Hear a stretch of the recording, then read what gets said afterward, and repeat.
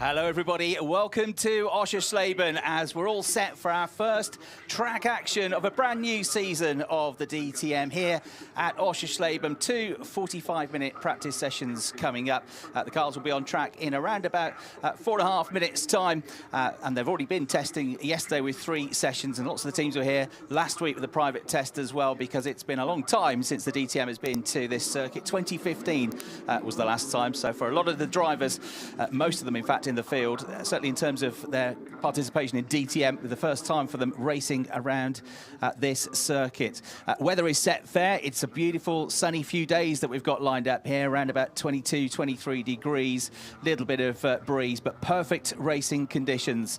And there, rather aptly, the first car that you see nosing out of the garage is our new champion from last year, Sheldon van der Linde. It seems like a long time ago, doesn't it? 7 months since we were last racing, with a dramatic final weekend of the year at Hockenheim.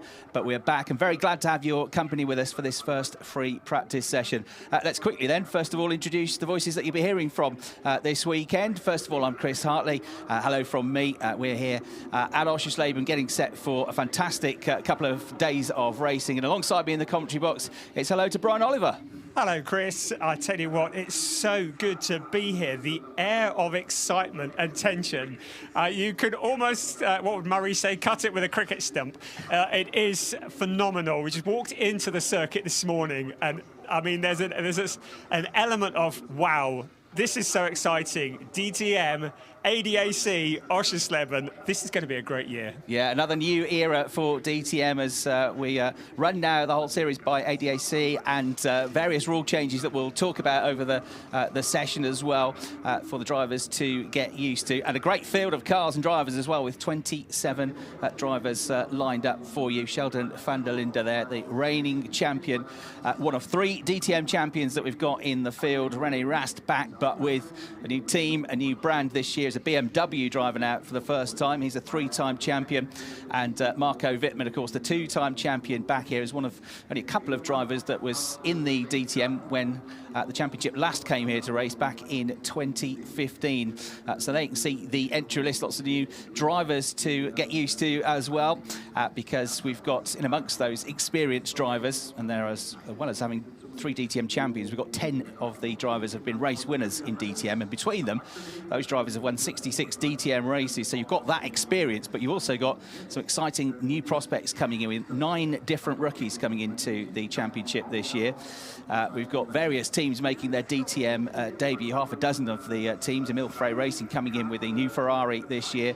The Liqui Moly team, Enxler Motorsport are in.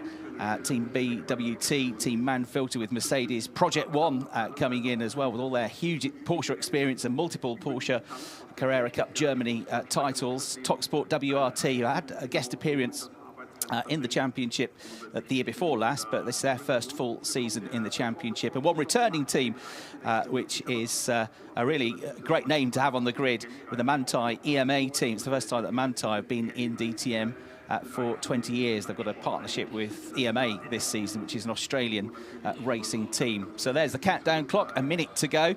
And this first weekend of the season here at Oschersleben, to get the championship up and running and underway, it's going to be 16 races and 8 rounds of the championship. We're here at the end of May. And then we go to Zandvoort, to return to Zandvoort for the first time in a while as well, in a month's time, the 23rd, 24th and 25th of June. And then the wonderful street circuit of the Norris Ring in July. We're at the Nürburgring in August. At the end of August, we go to the Lausitz Ring. And then for the first time in 2 decades, back at the Saxon Ring, the wonderful Saxon Ring, in September. And then it gets even better, because you go to the Red Bull Ring for the penultimate round of the season. And then when we get to October, we'll have the season finale, the championship decider at Hockenheim. So this is my first time at Oschersleben, but you've been here in the past, Brian, many times before, and it's a very different circuit. It's kind of an old school type feel. It's a fairly flat, not undulating circuit, and it's got a good mix of corners, really, hasn't it? It's got some really tight bends, the first one in particular, a tight infield section, but there are a couple of quick sections out the back. Yes, it is a wonderful circuit. Does cause controversy in places, it has to be said, into that turn one, as we see the cars just coming out of the pit lane for this practice session. But into the hotel turn 1 and 2, that's the place where we see a lot of overtaking moves, but we've also seen an awful lot of drama over the years in the various classes that have raced here. So it's along the pit straight, often a great opportunity to pick up a slipstream, make a move, but then there's that really sharp turn into turn 1. It used to be a 90-degree left-hand turn, and I'm pleased to say they've softened that a little bit, but then you have the sweeping hotel turn right around the outside. And how many times have we seen cars spinning off into the gravel traps in various categories as they've navigated around that corner? The rest of the circuit, it is a beautiful circuit, as you say, fairly flat. A few overtaking opportunities, but I would say probably not the easiest track of the year to overtake on. No, but I'm sure in DTM they'll have a good go at it. They usually do. Yes. And we've got, as I say, various rule changes. One thing to say is that we've already had a moment this weekend. You saw Lukas Stoltz going through the shot. Now, we had 3 practice sessions yesterday. And through turn 2, which is a big sweeping right-hander, Luca went off the road. Lukas Stoltz, one of the race winners in DTM after his success last year.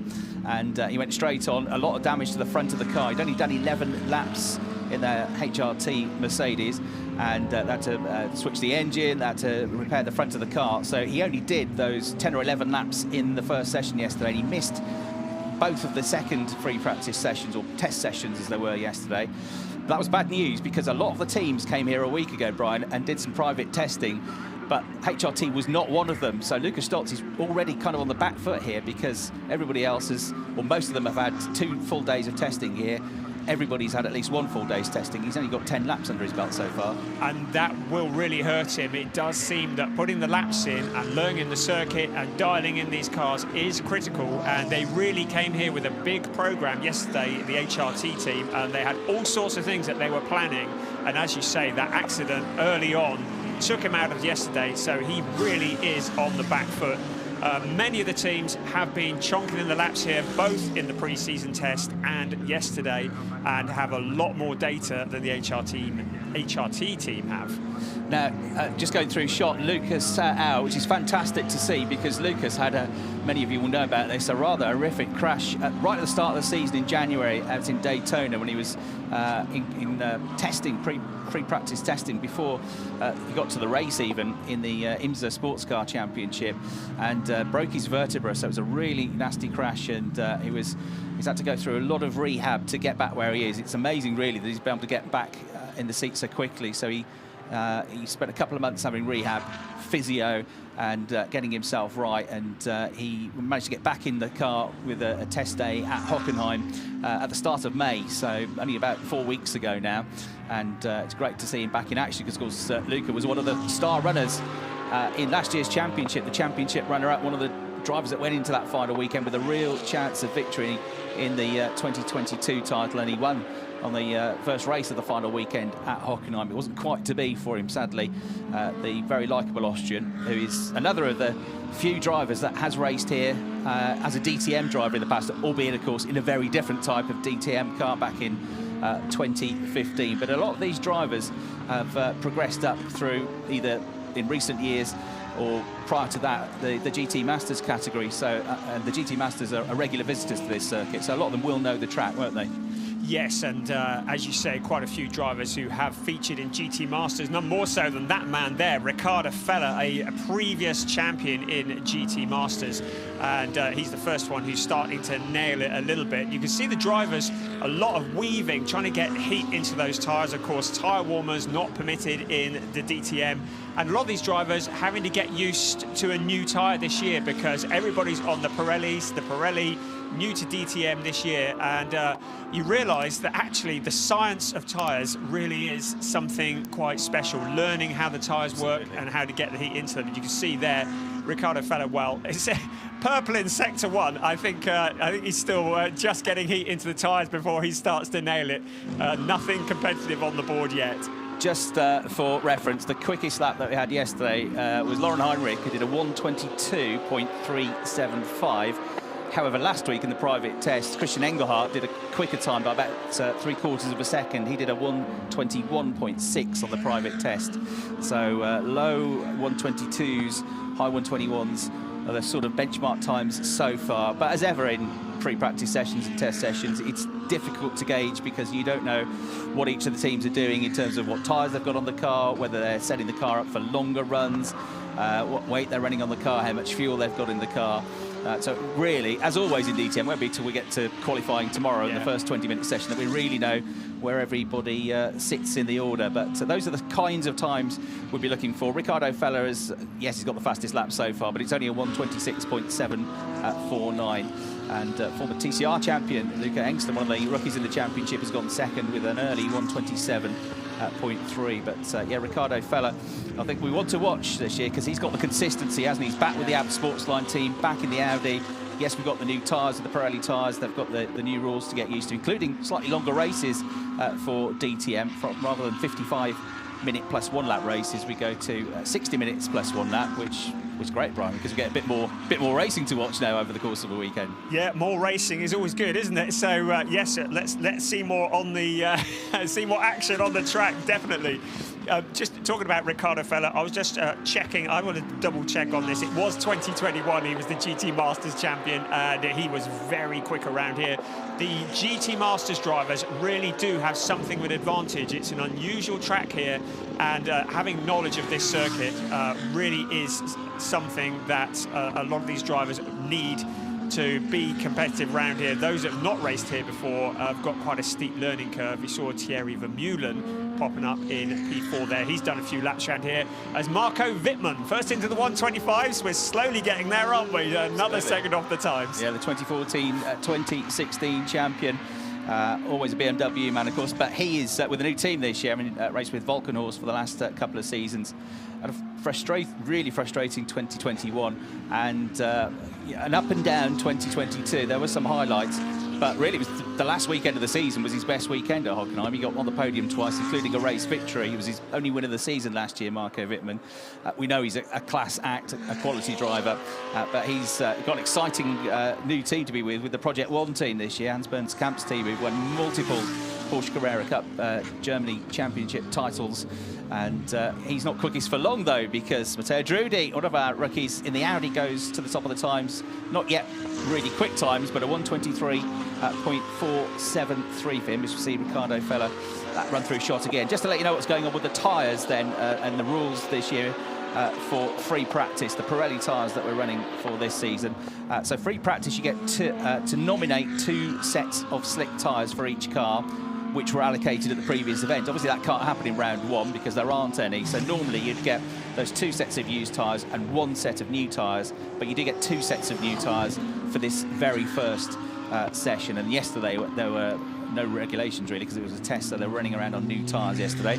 As we see Marco Wittmann, who's long been associated with Scheffler, so it's not an unusual colour scheme, the green and white colour scheme, to run with him, but it is, as I say, a very new team to keep an eye on. That's Jack Aitken. Jack Aitken, yeah, behind the wheel of another of the new cars that we've got, the Ferrari 296. First time we've had that car. We've got the new Evo Lamborghini has been brought in this year as well. But Jack's gone second quickest in that Ferrari, 1:22.836 seconds for him. Just to let you know how it went yesterday. Lauren Heinrich has set out the fastest time overall, but in the first session yesterday, Sheldon van der Linde, Frank Pereira and Thomas Preining were the top 3. So you had BMW, Lamborghini and Porsche kicking up the dust already. Yes. Practicing the overtakes as well, is Ricardo Feller. Lauren Heinrich was quickest overall and topped the times in session 2, but Preining was up there again, second quickest. Bortolotti was third, and then in the third session yesterday, Preining, Kelvin van der Linde and Maro Engel were the top 3. So the one constant that was in the top 3 in all of the sessions was Thomas Preining, who, of course, went into the final weekend at Hockenheim last year in his first season of DTM as one of the title hopefuls, and he was involved in that horrific crash that we had in race 1 on Saturday, and that was the end of his campaign. He wasn't able to take part, like a lot of the other drivers, Dennis Olsen and David Schumacher and other drivers that weren't able to take part in the Sunday race. But he'd got into that weekend on a real high because Thomas Preining's form, the back end of last season, was better than anybody else's. So for many, he was being tipped as the potential champion last year. It didn't work out for him, but it's no surprise to see him hitting the ground running this weekend already, is it? No, we were saying only this morning, he is always, whatever he puts his hand to, he is so quick. And Thomas Preining, without a doubt, a contender, of course, in the Manthey EMA team. So good to see Grello back out on track. And Thomas Preining very competitive and at the sharp end of proceedings on that. Just getting back to Jack Aitken, it's going to take me most of the season to get used to saying Emil Frey Racing Ferrari and not Lamborghini, yes. But he really has taken to that very well. The Emil Frey team are also running in the GT World Challenge Europe this year. They are sharing the cars, so using the cars both for that series and for the DTM. So it's quite important that they keep the damage to a minimum, because apparently the spares for that Ferrari 296 are not flowing quite as freely. There's a lot of demand for those Ferraris at the moment. So Jack Aitken, he's got instructions to go out there and win the race. He's also got instructions not to bend anything, as we see him there coming out of the final corner onto the pit straight. You can see just how much undulation there is on the pit straight, just a little ripple, nothing like the steep climbs that we see at places such as Red Bull Ring or certainly Saxon Ring. We've talked them up, haven't we? Because as we were talking about Thomas Preining, he at the time went third quickest with a good lap in the Porsche. He's with a new team as well, so and a new livery and a new number for Tommy. So he's number 91 this season and racing with the Manthey team. He was now fourth quickest though, because then you were talking about Jack Aitken. He put another really good lap in, didn't he, to go second quickest. Who do you want next? I'll talk about them. But here we got typical DTM gaps now, you see, because Feller, Aitken and Drudy, the top three, are split by just 37 thousandths of a second. So this is just practice. So wait till we get to qualifying tomorrow. So yesterday, I vaguely remember reading that most of the field was covered by 1 second, and it's incredible. You have front-engine cars, rear-engine cars, mid-engine cars, all sorts of configurations, some turbocharged, some not, some naturally aspirated, and yet, well, hello balance of performance. What a great job that does, because these cars are so evenly matched, and there's still an element of finding the right balance performance for the cars at this early stage of the season. But it's wonderful at this stage to see them so closely together, as we see defending champion Sheldon van der Linde, a local team as well, Schubert Motorsport from not too far away, and they know their way around this track. And isn't it great to have the brothers back, Kelvin and Sheldon, back on the same grid? They shared a car here back in 2018 in GT Masters. Both so competitive. Yeah, no, historic 1-2 finish at the Nürburgring last year. First time brothers had ever finished 1-2 in a race in the DTM. Sheldon, of course, going on to win his first championship title with 3 wins and a total of 6 podium finishes last year. And a good start to the year as well for Sheldon, because last week he was second, a pretty close second in the Nürburgring 24 hours. I think, what, 27 seconds between the top two at the end of 24 hours of racing. He was part of the team that finished in second place. Brother Kelvin, of course, is a multiple Nürburgring 24-hour race winner. Had a frustrating year last year, Kelvin, only 9th in the championship after being a real title contender. Great onboard view, that, isn't it? Looking down over the shoulder of the reigning champion, the South African, who's been trying all sorts of different things as well over last season and this season, doing some sports car racing as well out in the States. Clement Schmidt, another driver that's come back from his first season in the championship of DTM last year. So the Austrian driver is back, and he's got a bit of consistency as well, because he's back with the Grasser Racing team, the Austrian team, and he's back in the Lamborghini, although it's a slightly different, it's an upgraded version. It's the Evo 2 version of the car, but I'm sure that is going to be competitive. And the driver that finished 4th in the championship last year, Mirko Bortolotti, will be looking to try and get Lamborghini's first ever win in DTM. He's still looking for his first win. Lamborghini are still looking for theirs, but you get the sense that it's going to come sooner or later, because he's a very talented driver. As we continue to watch Sheldon van der Linde, is about to come to the end of his first push lap, so he was in 12th. I think he's going to go up the order a bit now. Goes through, and he goes second by just 21 thousandths of a second. So now, Brian, 37 thousandths of a second covers the top 4. Yes, don't ever say it's not competitive. There's a few drivers who haven't gone out yet. Tim Heinemann, Einchen Guven, Laren Heinrich, Mirko Bortolotti. Having said that, Heinemann now out on track and has posted a time. But looking up and down the entry for this season, it is just absolute quality. I was looking at the list thinking, well, who's going to be the favourite this year? And really, it could be any one of 27 drivers. I mean, it is a phenomenally talented field. Luca Engster there, one of the up-and-coming superstars. As we already mentioned, the 2021 TCR Germany champion. What a dominant performance from him. Any person that is involved with Team Engster and has Engster in their name is going to be quick, let's face it. Luca Engster, he did very well at this race last year as part of the GT Masters. Of course, DTM, the level of competition is so high, as demonstrated by the timing screens. Yeah, Engster, who's been with that family-run team all the way through his career, really. Won, as you say, German TCR 2 years ago. He was the Malaysian TCR champion in 2020 and the TCR Asia champion the year before that in 2019 as well. And he won the Malaysian championship. He was, off goes Lucas Auer there, just understeering wide. It'd be okay. It's a fairly flat gravel track, that, so he won't get buried in it. And back across the grass, here will go. That rather ruins that lap for Lucas Auer. Get a replay of this now. Clipped the curb on the way through. The car was hopping a few bumps and bounces on the way into that turn, and he just unsettled the car under braking, and that was why he couldn't get it turned in quite in time. But no harm done, other than to the lap time. As you... Sorry, he's just said his best lap before that as well, going at 7th place. Often the way, isn't it, Brian? You put your personal best in, and then you push a bit too much the lap after. Yes, and I think this session, and in fact yesterday with the practice, a lot of it is about finding that limit, isn't it? Because the field is so tight, they are just looking, just seeing how far you can push it before something snaps. And that was the limit for Luggy. That's the nickname, isn't it? So Luggy, as he went wide there, looking there at René Rast. That's another thing we're going to have to get used to. Yeah. René Rast in a BMW, who knew? That's very, yeah, it's adjust your eyes. Is that René? Yeah, that is René Rast really in a BMW. Yeah, what a coup for BMW to get him, though. Yeah, when you say that last year was René's worst finish in the championship and he finished 3rd and he went into the final race. Utter rubbish. Went into the final race still with a chance of the title. You know you've had a pretty good career, yes, don't you? Absolutely. And, I mean, he's taken a lot of adjusting by his own admission. It's a completely different driving style, driving a mid-engined Audi and then switching to the big front-engined BMW. I'll learn to say that by the end of the weekend. Front-engined BMW. But he's slowly getting there. I mean, René Rast, it doesn't take him long to learn, does it? And you know he will be a championship contender and a contender for race wins from the get-go. As we look at another race winner, of course, Kelvin van der Linde.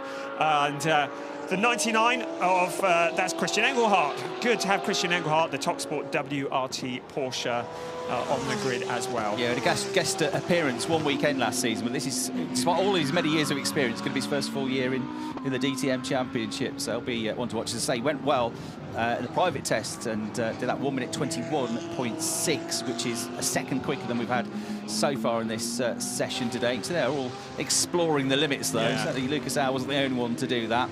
It's fairly narrow in points, this circuit. It's 14 corners around. It's a clockwise circuit. If you hear us talking about sector times as well, the lap divided into 3. The first sector takes you from the start-finish straight through the left at turn 1, the right at turn 3, and then through the almost sweeping hairpin at turn 3, the left hand. You come out of that, and then that little link straight after turn 3. That's where sector 1 ends.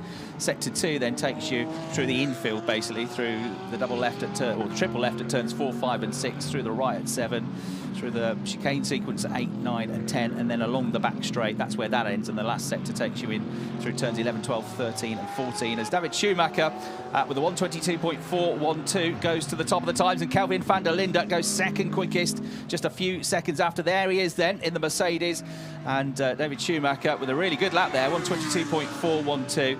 He hasn't yet scored a point in DTM, but he has been knocking on the door, particularly the second half of last season. He was involved in that huge shunt at Hockenheim at the end of the 2022 campaign. But there's no doubt about it, the pace has been coming, he's been improving all the time. It's a big step up from him, only having had single-seater experience, really, prior to last season.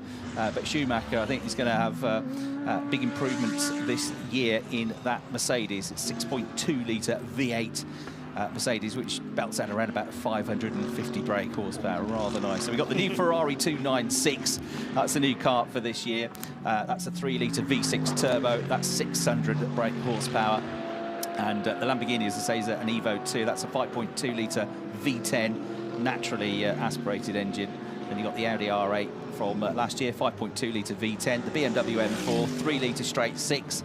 They are both about 590 brake horsepower. And then the Mercedes, as mentioned, 6.2 litre V8 naturally aspirated. So there are 6 brands that we've got in the championship, all the cars producing over 500 brake horsepower. And this year, for the first time in DTM, the cars running an environmentally friendly fuel as well, as we see Kelvin van der Linde with a slower lap that time around. So Schumacher is quickest by just over 1/10 of a second now from Kelvin van der Linde. Tim Heinemann has gone into the pits now, but fourth quickest, because Mirko Bortolotti, there he is, goes through the very rapid Italian who led the championship for the first half of last year. It all came unstuck for him at the Nürburgring, unfortunately. After that, he had 2 bad races there and lost a lot of points, but he's a rapid driver, whatever he's been in, and he'll be a force to be reckoned with this season, I reckon, as well, I'm sure. Lucas Auer has crept up to 5th place now, hasn't he? Yes, I was going to say keep an eye on him, because he's gone a purple in Sector 1 at 29.998, the quickest of anybody. Second sector, not quite as spectacular, but he's still pretty quick. It does look like that accident hasn't slowed him down at all. It has been a race to recovery for Lucas Auer, and he is proving to be very quick indeed. Proven, in fact, by the graphic on the left-hand side of the screen that sees him pop up in 2nd place.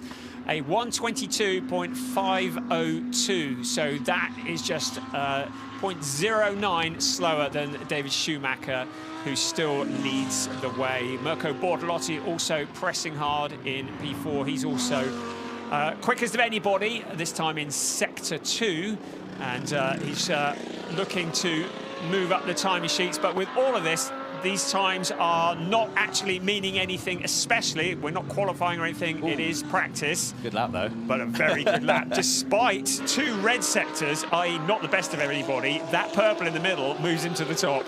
Absolutely does. Only by 36 thousandths of a second, but enough. Porsche's nose to tail over the line then, so back out onto the track.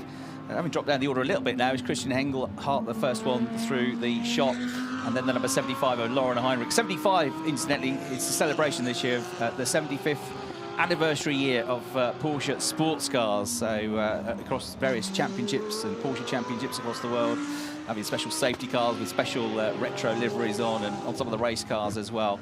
But those 2 Porsches running together at the moment, looking to get up the order. There's been an improvement for Arjun Maini. There he is with his new livery this year. Same team for him, but the driver who became the first ever Indian driver in the DTM, then the first ever Indian driver to get on the podium in DTM in his first campaign in 2021.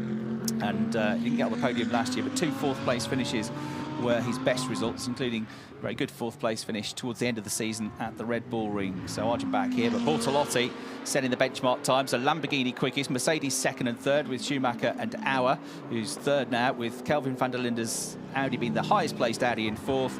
Tim Heinemann's Porsche, the best Porsche, in 5th. And then the Audi of Ricardo Feller is 6th. Sheldon van der Linde is 7th. Best of the Ferraris is Jack Aitken in 8th.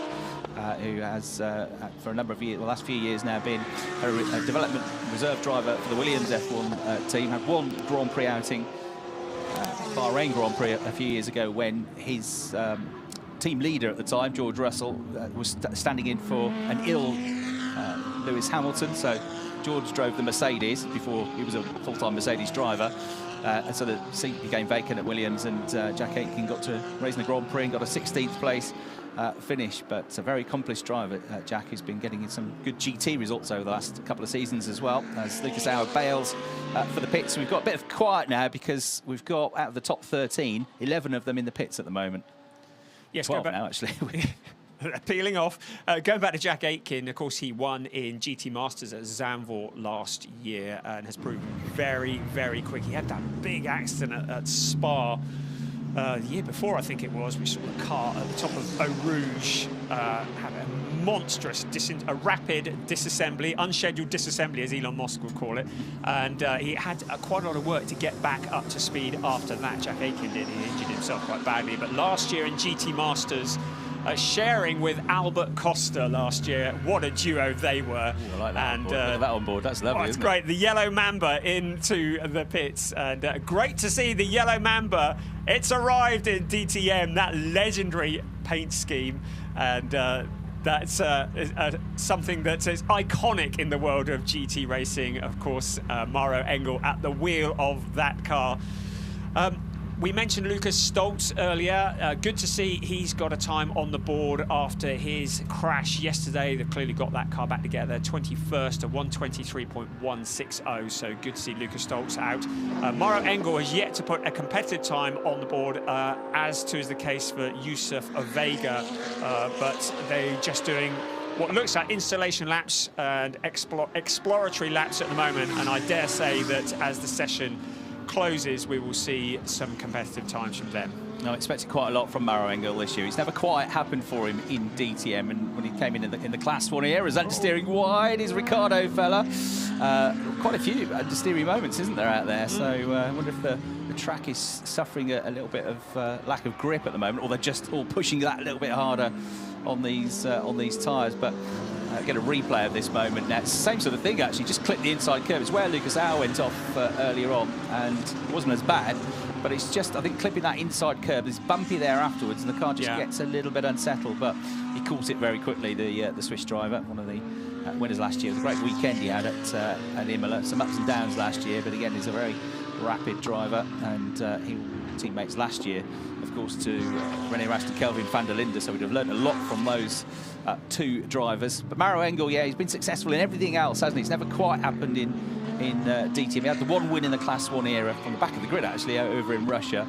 But 12th in the championship last year was actually his best season in DTM, but a Nürburgring 24-hour race winner. Yes. Got a pole position at the Red Bull Ring in DTM last year, and I think he'll do well. He's a lovely guy as well, isn't he, Maro? So the Munich-based driver will be going well as we get on board now with Tommy Preining, the former Porsche Carrera Cup Deutschland champion, who also had a season, and a very good one as well, in the Porsche Super Cup, where he finished in the top 3 in the championship. And then you will have seen him, Brian, racing in ADAC GT Masters before he came into DTM last year, where it never quite clicked for him, did it? But we saw under the guidance last year of Timo Bernhardt just how quick a driver he is. Yes, I mean, Thomas Preining in GT Masters, he won a race in 2019, but actually here at Oschersleben. But as you say, never really quite got it together to put on a full assault on the championship. But he was so impressive in DTM last year, wasn't he? But for that crash at Hockenheim on the last weekend, which saw his Porsche significantly shortened, he would have been a contender right to the checkered flag had it not been for that. We see Tim Heinemann coming towards us. What a lovely livery on that number 9 car. That is spectacular, isn't it? Yeah, I like that one indeed. The Topsport WRT.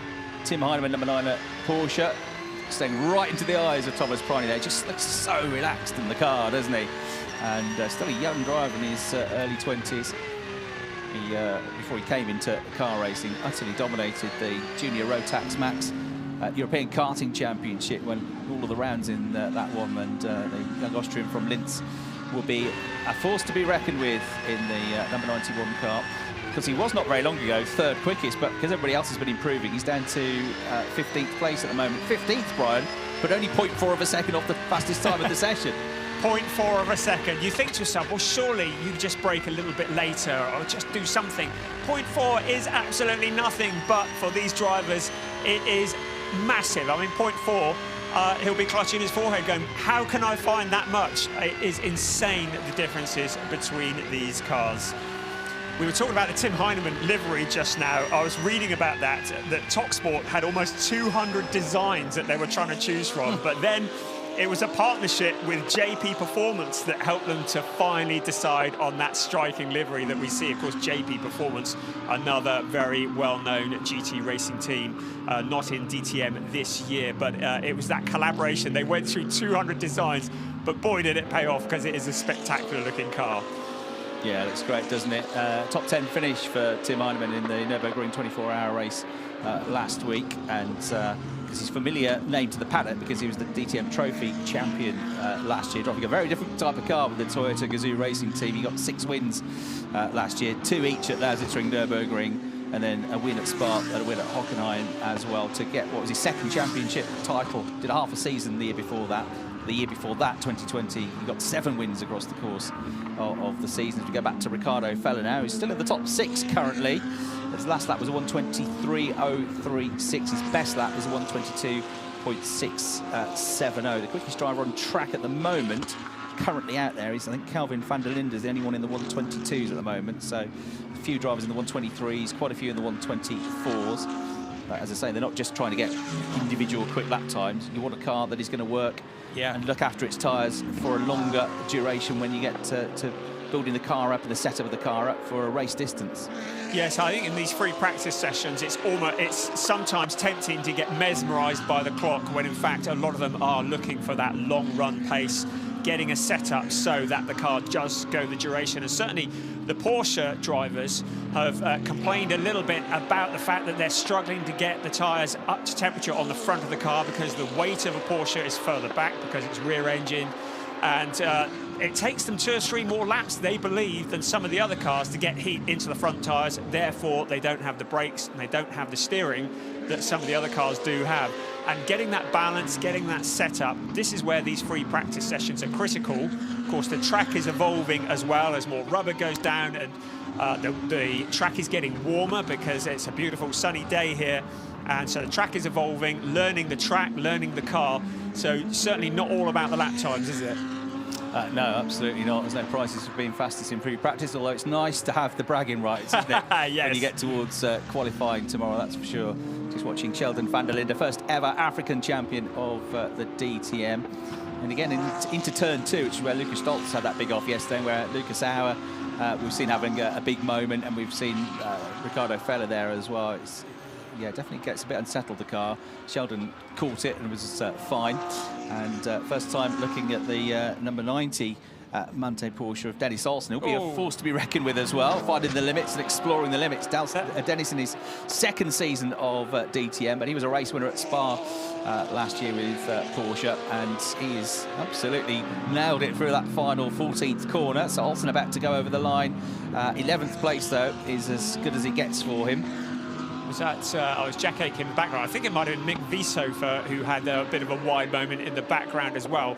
Again, trying to explore the track. Mick Wiesofer, another driver we welcomed to DTM this year, currently loitering in 24th place. So he's got a bit of work to do there if he's looking for the time. But as we say, he might have a completely different programme. Also, as we look at Sheldon van der Linde, we're looking at the time of Ayenchen Guven. There's another up-and-coming driver. There'll be more than once I call him Thomas Preining this year, because he's carrying the livery that Preining was last year. They like to change it over the winter just to keep us on our toes. Yeah, his old team, his old car, his old race number as well. But that is Ayenchen Guven, who becomes the first Turkish driver to compete full-time in the DTM. He did a weekend at the Norris Ring last year, a guest weekend, albeit in a very different type of car, because last year was in the Ferrari, wasn't he, in the AlphaTauri Ferrari, standing in for Nick Cassidy, and was very rapid in qualifying, but there was rather a big shunt at the start of the first race of the weekend at the Norris Ring, and unfortunately got caught up in that. That rather ruined his weekend, but that was his DTM debut. But this is going to be his first full season, the driver from Istanbul. Runner-up last year in ADAC GT Masters with Christian Engelhardt, who is racing against in DTM this year, and lots of Porsche experience in the Porsche Super Cup. He's been 3 times he's finished 3rd in the Porsche, twice 3rd in the Porsche Super Cup. He's been a Porsche Carrera Cup France and Benelux champion as well, and a great asset to have in the championship. So he was one of the late going out, but he's going to 10th place now. Ayenchen. The other drivers that hadn't said a lap time, they've been on the track but not completed a lap time, were Engel and Joseph Oega, but they've both now completed lap times. So all 27 of them have registered a time, and 25 of them are covered by less than a second. Wow, this just bodes so well for the rest of the weekend, for the rest of the season, and the balance of performance. It is quite a science, and I've tried to understand balance of performance. I read it and I'm like, I haven't got a clue what that's all about. Fortunately, there are people a lot cleverer than me that do know what it's all about, and they've balanced these cars up beautifully. I mean, you look at the fact that we've got a Lamborghini leading the way, from 2 Mercedes, from an Audi, from a Porsche, from an Audi, from a BMW, from a Ferrari. I'd say that the balance is pretty good at the moment, although every driver constantly looking for that little bit extra to just try and improve things and find that 10th, because that 10th is probably the difference now between about 1st and 10th place on the grid. Yeah, for DTM, they now switched to the SRO balance of performance system, the Stefan Rattel organisation, who is renowned as the leading balance of performance system in the world, which is to say they equalise the performance of these different cars, or try to, by adjusting the weight of the cars and looking at the engine performance as well, and making some slight tweaks to keep it as even a playing field as possible. Great onboard looking on the front right corner of Maro Engel's car now, and that's what it looks like in the cockpit as you ride on board with Maro now, the former 24-hour race winner, driver from Munich, hugely experienced driver. It's the one win in DTM back in the Class 1 era, as mentioned, but there with the new team to DTM, the Mann-Filter Mercedes, looking like a pretty good lap here overall. And where is he going to put him? Not that high up, actually. Yeah, personal best, because he hadn't really done a proper lap before. But it's hard to say that looked like a bad lap, but he's only, was he 0.8 of a second away from being fastest. But he's got a banker lap in now. I think he had a clear track in front of him as you ride on board with him now, taking to the curbs and about to head into turn 3. Slows the car down. It's almost a hairpin. This is quite a sweeping hairpin. Get on the throttle here. This is the end of sector 1, so we'll see what his first sector time is like. Did a 30.8 on the previous lap through that first sector. Does a 30.3, so he's already half a second up on his own time, which is going to put him more like in the top 10, I would say, if he can keep this sort of progress up. So it's a good start to the lap for Maro. It looks like he was on a pair of rails as he wrestled that section through this chicane section now, the right then the left, then almost immediately into the right-hander at turn 10. You finally get a bit of respite down the back straight now as you come towards the end of the second sector, but the third sector, Brian, is the key one, isn't it? Because that's the longest of the sectors in terms of time. It's about 30 seconds each for sectors 1 and 2, but it's 46 seconds to get through the final sector.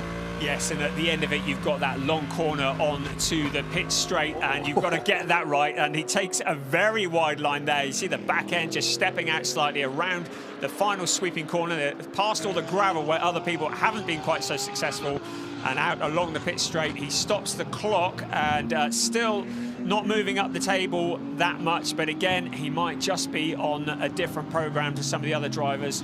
But he's trying hard, isn't he? Yeah, so he was a half a second up on his own time through the first sector, but by the end of the lap, he was only 0.2 up. So he lost out, I think, on that final sector more than anywhere else. But he's certainly wrestling the car, that's for sure, as he goes back into turn 3 now.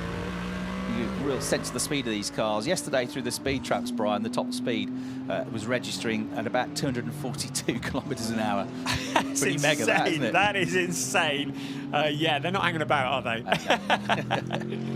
No, it's poetry though, isn't it? I mean, it is. I mean, you or I were in that car, I'd be like, you know, eyes wide, roller coaster session. He's got so relaxed in the car, straight lining as much as he can within the limits of the track. The chicane there as he fires through, just to try and take the quickest line through turns 8 and 9. He's heading down towards turn 11 at the moment.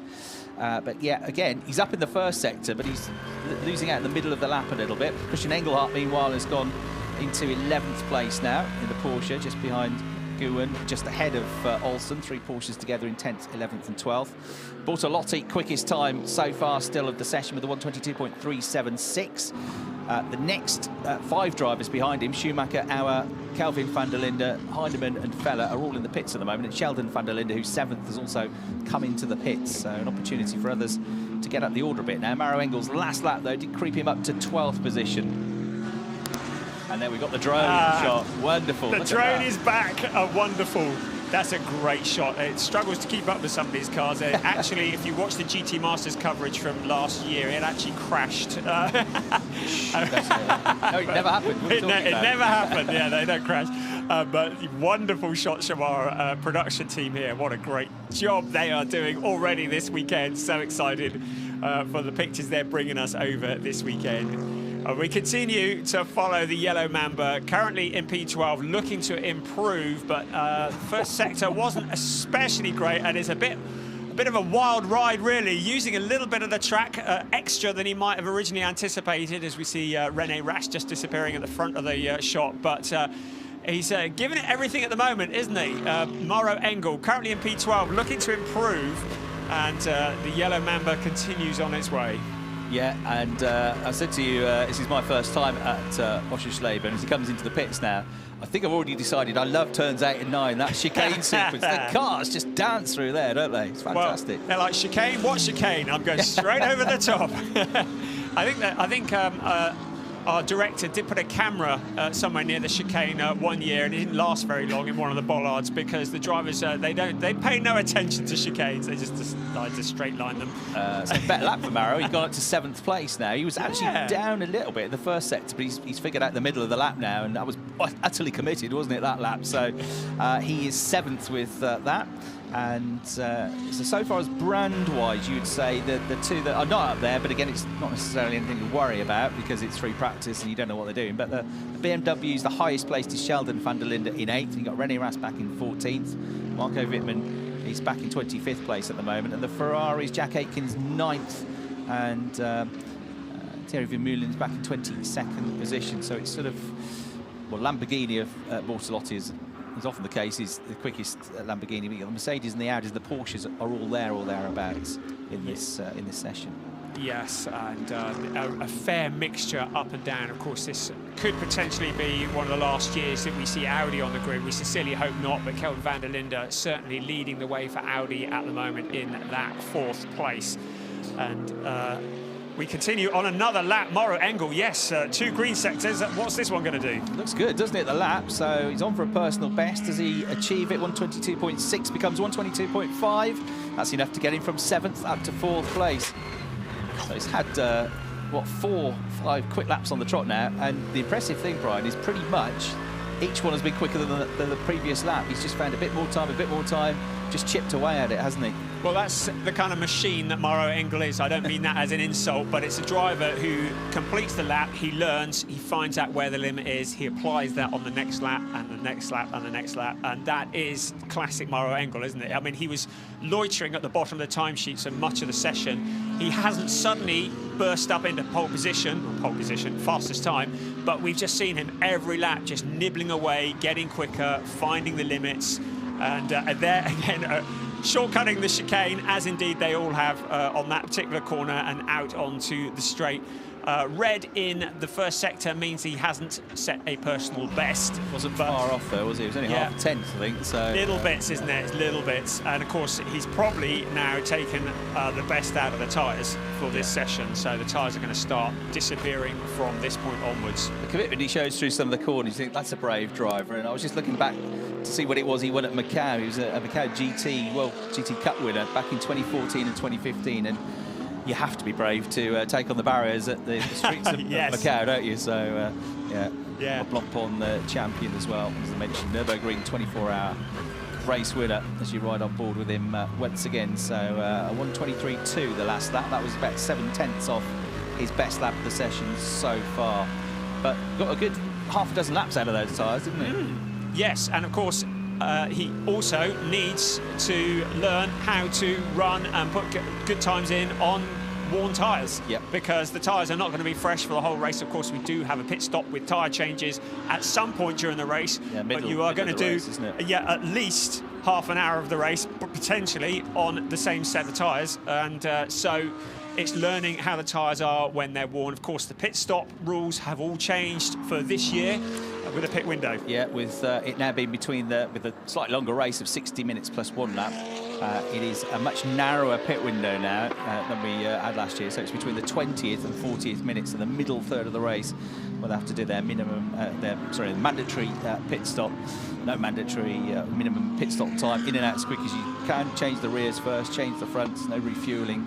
Only 6 team members can work on the car, but one of them has to hold the be a tyre catcher, one of them has to hold a lollipop. There's only 2 wheel guns allowed, and despite that, they still get the cars in and out very, very rapidly. As we look at Engstler now from the drone camera, making his way around. How's he doing so far? He's in 23rd place, Luke Engstler, with a best time of 1:23.045, which again, he's only 6/10 of a second away from the best time. If he was to find 2 or 3 tenths of a second, he'd easily be up in the top 10. So it's very, very narrow margins, but great livery on the Liqui Moly car as well, isn't it? That distinctive, that famous red and white and blue livery. Wonderful, isn't it? And great to see the name Engstler, great to see Liqui Moly, great to see Audi in the DTM here as we head into the final 30 seconds of free practice. Where did that time go? I know. The clock is winding down. Mirko Bortolotti, I don't think anybody is going to top that in this session, the 122.376, as we head into the last few seconds of the sessions. Obviously, any laps that the drivers are on, when the clock strikes 0, they can complete and the time will count. But nobody is setting the screens on fire at the moment. And it's looking like the headline is probably going to be Mirko Bortolotti in the new Evo 2 Lamborghini Huracan that tops the timesheets. But I think the headline really is, boy, it's close. Absolutely right. I was just looking at how Mirko did yesterday. It's actually one of the 3 sessions where he got near the top of the times. He was 3rd quickest in the middle session yesterday with the best of 122.6. Well, he's gone 3/10 quicker so far today, which is why he's top of the times in this session, but only by 36 thousandths of a second. You look all the way down the top 20, Brian, and on our timing screen, there is not one position between 2 places in the order where it's more than a few thousandths of a second. There's no more. I mean, the biggest gap is less than a 1/10 of a second between positions. It's usually 2, 3, 13 thousandths of a second. That's all you're talking between positions, as we see the checkered flag come out on the session with Mirko Bortolotti there as the quickest driver from David Schumacher. We'll be very pleased with his 2nd place in that session, I think. Yeah. Lucas Auer, great to see him back, as I say, after that big injury, that big crash that he suffered at the start of the season. And you're right, Brian, the Austrian has lost none of his pace. And he's always an exciting driver to watch, Lucas. If there's a gap in a race, Lukey is one of the drivers that's going to go for it. He's a fantastically entertaining driver, and no doubt he'll be up there again this season after what was his best ever year in DTM last year in 2022. So excited for what this season is going to hold. And we just saw René Rast being wheeled back into the garage. The multi 3-times champion, the winner in everything that he touches, in P14, 122.764. For information, we had 3 times pit speeding. So the board moved, especially for you. So you have to do the 50. So that team radio there, a message from race control saying about pit lane speeding. That was Sheldon van der Linde there we're talking about. There were a few messages of, could the team manager of this driver or this driver or this driver please come to race control? Detention. So, yeah, you can tell it's the first day back at school. You know, they all remember the rules now and start behaving again. And the race official Sven Stopper's got to lay the law down early on, hasn't he? So, very entertaining first free practice session. We'll have another 45 minutes of practice coming up this afternoon here at Oschersleben, but with Mirko Bortolotti top of the times, 1 minute 22.376 seconds. David Schumacher in 2nd place with a 122.412. Lucas Auer 122.5 in 3rd, just ahead of Maro Engel. Calvin van der Linde 5th, Tim Heinemann 6th, Ricardo Feller, Sheldon van der Linde, Jack Aitken on his debut, Matteo Drudi on his debut, rounding out the top 10 in this first 45 minutes of free practice action here. They'll be back out in the late afternoon for another 45 minutes to come. And then we had Arjen Guven with the 11th best time, Christian Engelhardt 12th, Dennis Olsen, René Rast in 14th in the BMWs, he gets used to that, Patrick Niederhauser, former GT Masters champion, Thomas Preining, Frank Pereira, Lauren Heinrich, Yusuf Owega, who went out pretty late in the session, and Arjun Maini were the other drivers in the top 20, but still only half a second away from the fastest time. Clement Schmidt, Thierry Vermeulen, Luca Engstler next up, Lucas Stoltz 24th. Michael Wittmann not showing much, but he often doesn't show too much pace in the first free practice session. And then Wieshofer and Deleda rounding out the 27 car entry for that first free practice session of the weekend. So a little bit of wind here, Brian, that they've had to contend with. Some of them definitely exploring the limits of this Oschersleben circuit. But a very, very good session, which sees, 26 of the cars split by just 0.8 of a second. So that bodes well, doesn't it, for the session and the qualifying that's coming up tomorrow, with qualifying and race 1 tomorrow, and same again on Sunday. Okay then, so highlights of our first free practice session for Brian Oliver and me, Chris Hartley. Thanks for your company. We'll talk to you again later on through free practice 2 this afternoon. Bye for now.